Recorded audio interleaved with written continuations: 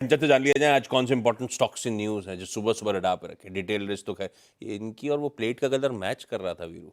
खैर जी। खबरें कौन सी? शुरुआत करते हैं ल्यूपिन के साथ। नंबर्स यहाँ पे अच्छे आए हैं। नेट प्रॉफिट में करीबन 40% का इजाफा देखने को मिला है। इसी तरीके से रेवेन्यू भी हमें बढ़ता हुआ दिखाई दिया है। ऑपरेशनल नंबर भी इस टाइम पे कहीं ना कहीं स्ट्रॉन्गर साइड पे बढ़े हुए हैं। वेयर एबिटा इज 31% अप और मार्जिन इस टाइम पे 23.5% पे रजिस्टर किए गए हैं। साथ ही साथ जो इनकी नॉर्थ अमेरिका की सेल्स है उसमें भी साल दर साल 12% का इजाफा आया है और क्वार्टर ऑन क्वार्टर बेसिस में ये 8% तक बढ़ती हुई दिखाई दी है।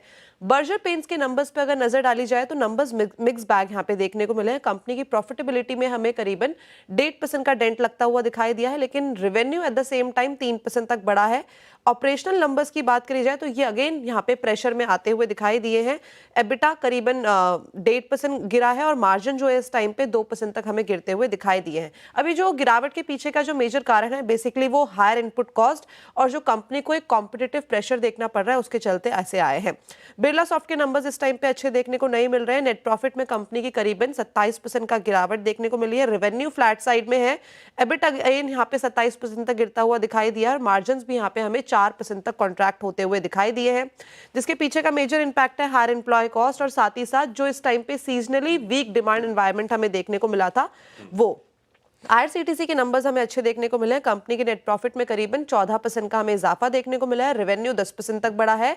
एबिटा अगेन 6% बढ़ता हुआ नजर आया है और मार्जिन भी यहाँ पे हमें ठीक ठाक दिखाई दिए हैं। हालांकि मार्जिन 1% तक कॉन्ट्रैक्ट हुए, लेकिन बाकी के जो नंबर्स हैं वो यहाँ पे हमें ठीक दिखाई दिए। साथ ही कंपनी ने सेकेंड इंटरिम डिविडेंड का भी ऐलान कर दिया है, 3 रुपए प्रति शेयर। वोडाफोन आइडिया नंबर्स यहाँ पे अच्छे आए हैं। कंपनी अभी भी लॉस में है, लेकिन जो हमें पिछले क्वार्टर में लॉस देखने को मिला था 7,175 करोड़ का, वो यहाँ से कम होके हो गया है 6,609 करोड़ का। रेवेन्यू में भी यहाँ पे बढ़त देखने को मिली है। कंपनी का एबिटा मार्जिन्स दोनों ही इंप्रूव होते हुए दिखाई दिए हैं।